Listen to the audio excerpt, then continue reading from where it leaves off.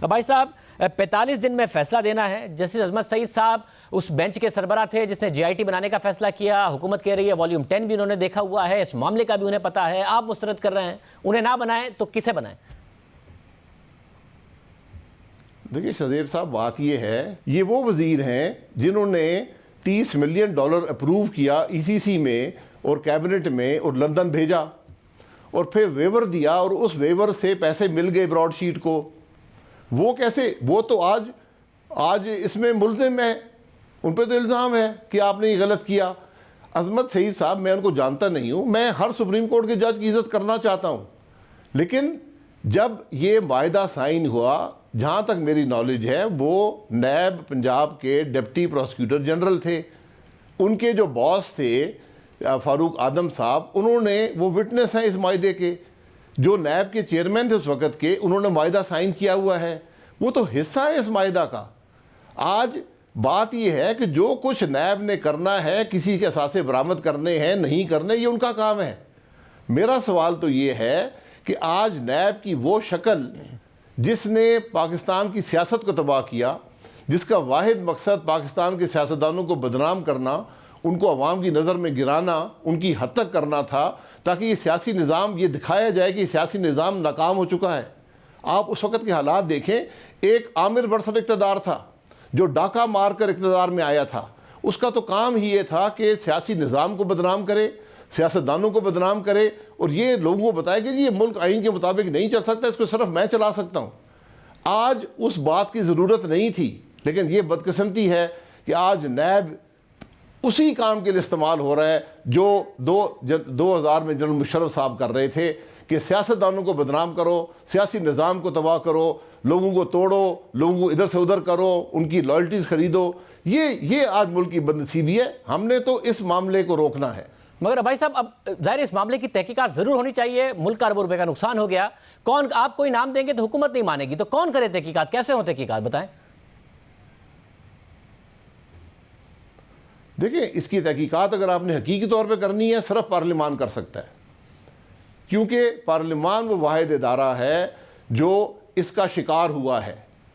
NAB بنا سیاستدانوں کے لیے تھا, اس کا اثر سیاستدانوں پر ہوا اور اس کا کام صرف یہ رہا کہ سیاستدانوں کی عزت سے کھیلے, اس سیاسی نظام سے کھیلے, آئین سے کھیلے.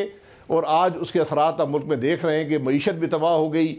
آج حکومت نام کی چیز کوئی نہیں ہے. صرف پارلیمان کی کمیٹی بنے اور وہ اس کے حقائق عوام کے سامنے رکھے, فیصلے مت کرے. یہ تمام ڈاکیومنٹس لے, حقائق جس طرح بھی ڈاکیومنٹس آنے شروع ہو گئے ہیں, ڈاکیومنٹس نیب سے اکٹھے کرے, کون سی رپورٹیں براڈ شیٹ نے دیں, کن لوگوں کے نام نکالے گئے, کون سے ثبوت آئے, اس پر نیب نے کیا ایکشن لیا.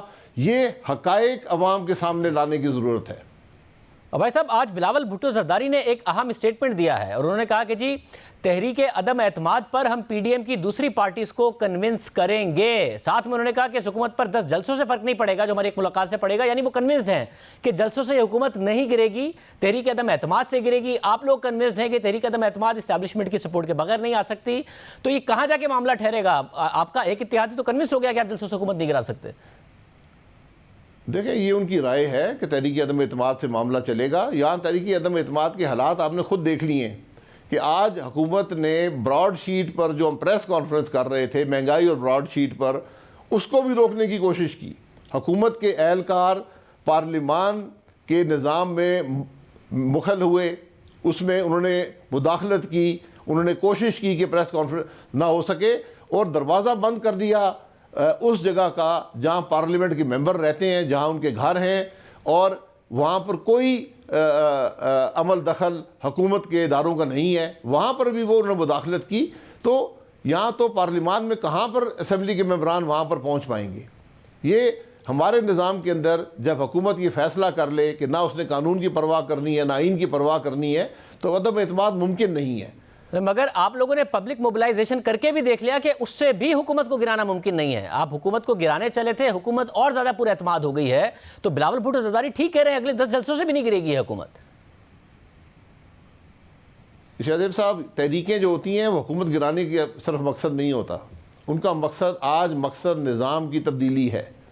حکومت کل گر جائے, نظام یہی رہے تو معاملہ تو آگے نہیں چلے گا. آج تو ہم نے نظام جو ہے، جو ملک کے میں گورننس کا نظام ہے، اس کو واپس آئین کی طرف لے کر آنا ہے۔ ہم نے اس بات کو انشور کرنا ہے کہ ملک اس سے مستقبل میں جو الیکشن ہیں وہ چوری نہ ہو، عوام کی رائے کا احترام کیا جائے۔ یہ اصل مقصد ہے پی ڈی ایم کی تحریک کا۔ حکومت تو ایک ثانوی حیثیت رکھتی ہے سارے کام میں۔ حکومت تو کیا زیادہ سے زیادہ اس کے تو 2-2.5 سال باقی ہیں، جو اس نے 2-2.5 سال میں ملک کی حالت کر دی ہے، ان کا تو ہر لمحہ ملک پہ بھاری ہے۔ وہ ایک ثانوی حیثیت ہے۔ اصل بات ملک کو واپس آئین پر لانے کی ہے، وہی ترقی کا راستہ ہے۔